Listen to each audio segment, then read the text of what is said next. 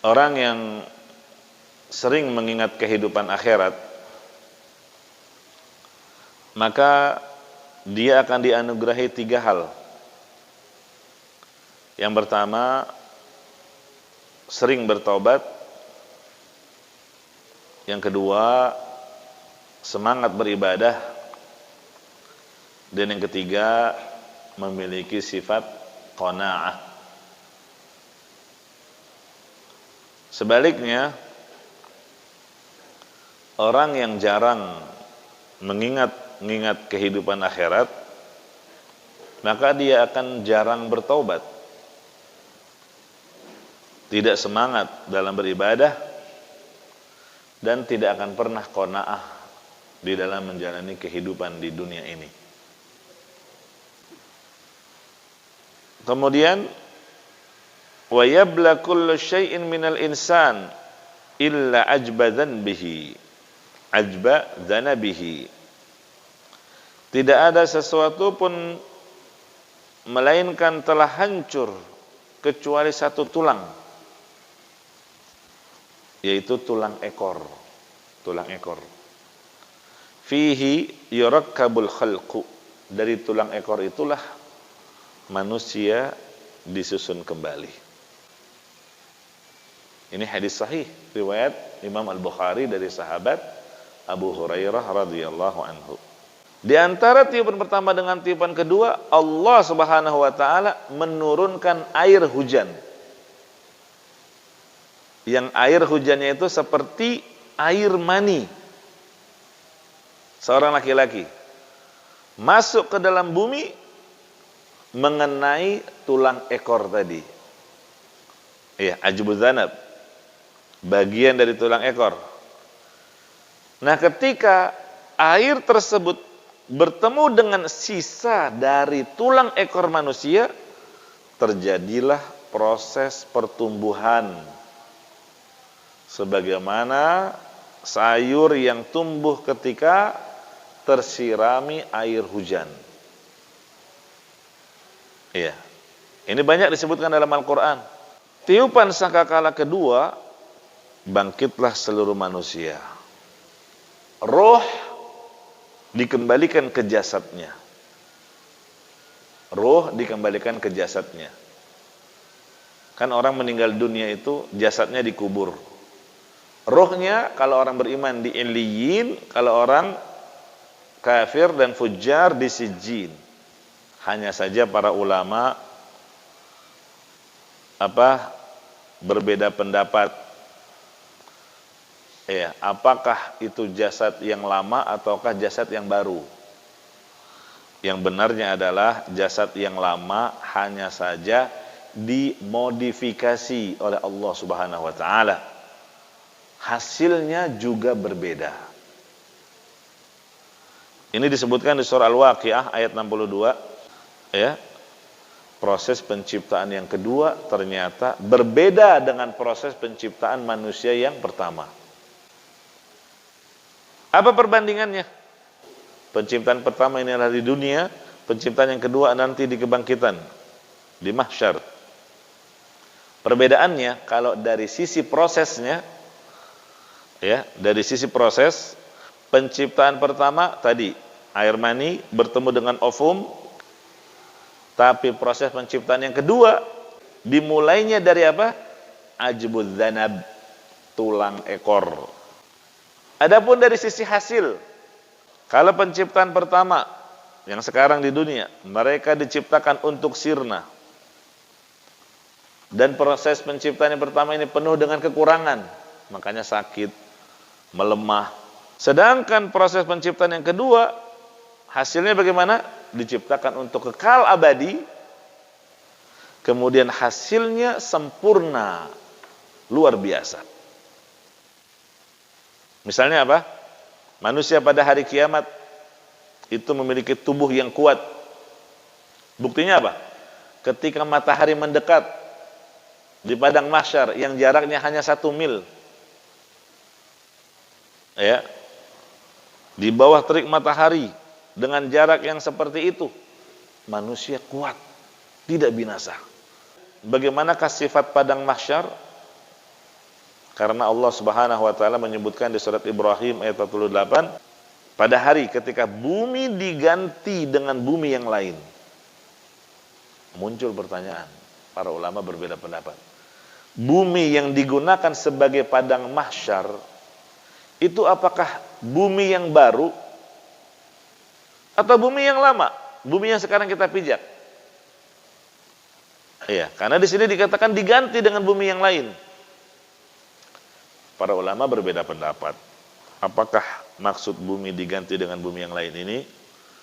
Ya, sebagian ulama mengatakan bumi yang tetap sama, hanya saja dimodifikasi oleh Allah Subhanahu wa taala. Iya, dimodifikasi. Keadaannya tidak seperti yang sekarang kita pijak. Bagaimana bentuk modifikasinya nanti kita jelaskan. Intinya kita lebih menguatkan pendapat bumi yang akan dijadikan sebagai padang mahsyar adalah bumi yang lama. Iya, bumi yang lama, namun dimodifikasi oleh Allah. Mana dalilnya? Kenapa kita kuatkan pendapat ini? Pertama, di surat Al-Insyiqaq ayat 3. Wa idzal ardu muddat, apabila bumi didatarkan. Kalau sekarang kan bumi berbentuk bulat. Nanti bumi berbentuk datar. Seperti roti. Tahu roti capati atau roti-roti orang Arab gitu ya.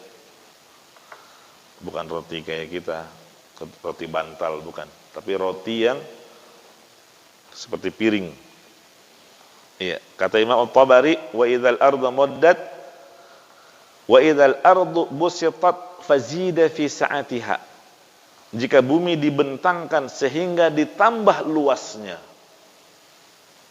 Ditambah luasnya. Ya, ini dalil surat Al-Insyiqaq.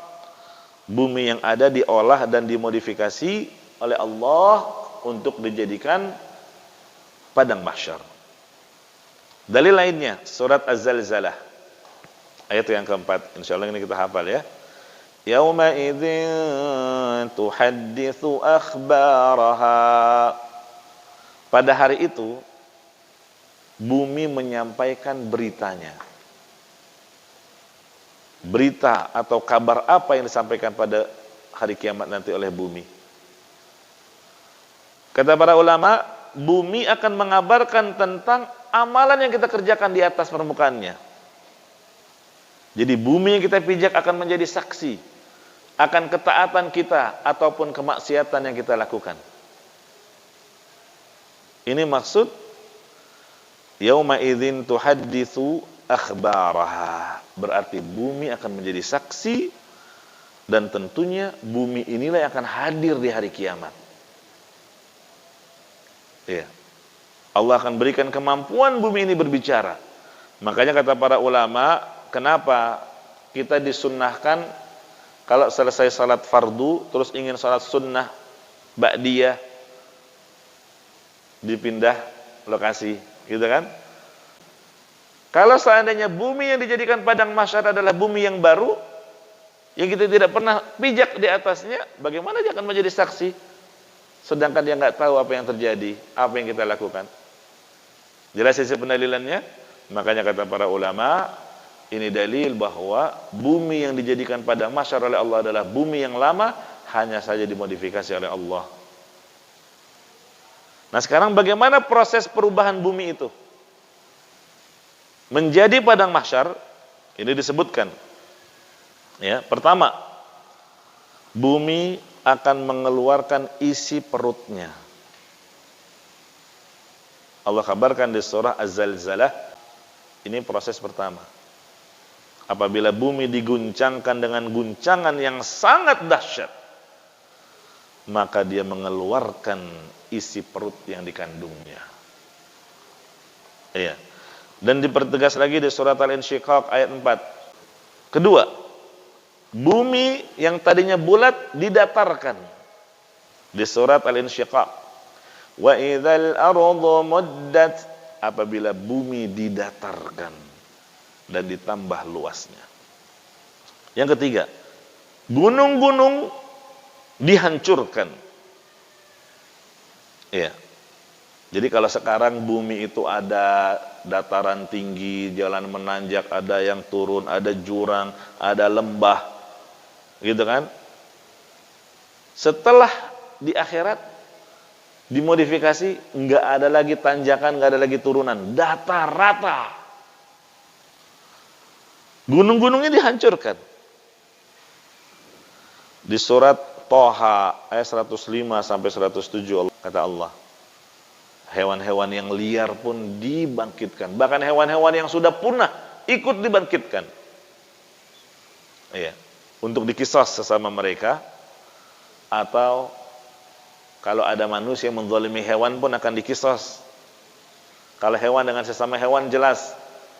Sampai Nabi mengatakan hewan, kambing contohnya yang bertanduk, yang suka nyeruduk yang nggak punya tanduk, nanti dikasih kesempatan membalas. Iya, cuma bedanya apa? Setelah proses kisos, hewan-hewan itu Allah katakan kunu turaba. Jadilah kalian abu. Berakhir menjadi abu. Debu. Menjadi debu. Orang-orang kafir melihat seperti itu berangan-angan. Ya laitani kuntu turaba. Duhai sekiranya aku sama seperti hewan-hewan itu. Berakhir menjadi debu saja. Nggak apa-apa nggak di surga, asalkan jangan di neraka. Ya, yang penting selesai. Jadi debu saja. Tapi ya beda. Manusia makhluk mukallaf, adapun hewan bukan mukallaf. Menurut Ibnu Katsir, proses yang tadi kita jelaskan ini terjadi setelah ditiupnya sangkakala yang pertama, sebelum ditiupkan sangkakala yang kedua. Yang jaraknya berapa tadi? 40. Adapun sifat-sifat padang mahsyar disebutkan dalam hadis. Pada hari kiamat manusia dikumpulkan di atas tanah putih cemerlang. Laisa fiha ma'lamun li ahad. Tidak ada satu tanda pun bagi manusia. Maksudnya apa? Tidak ada jalan. Maksudnya enggak ada jalan ini jalan itu, tanda-tanda hilang. Ya, tanda jalan, enggak ada rumah, enggak ada gunung, enggak ada lembah, enggak ada pohon, enggak ada bangunan. Manusia mau mencari tempat berteduh kemana? Enggak ada. Kemudian proses kebangkitannya, pertama disebutkan di surat Al-Qamar ayat 7, bangkit dari kubur dalam keadaan bingung. Mereka keluar dari kubur seakan-akan mereka laron atau belalang yang berterbangan. Kemudian yang kedua, setelah itu manusia diarahkan dengan suara. Ini disebutkan di surat Al-Qamar ayat 6 sampai 8. Dikumpulkan, menggiring mereka menuju suatu tempat. Ini sebagian kecil dari apa yang kita bisa sampaikan terkait dengan kondisi di padang mahsyar, mengingatkan kita agar memiliki bekal ya yang cukup dan mengetahui bagaimana masa depan kita yang sesungguhnya. Wallahu a'lam bishawab. Barakallahu fiik.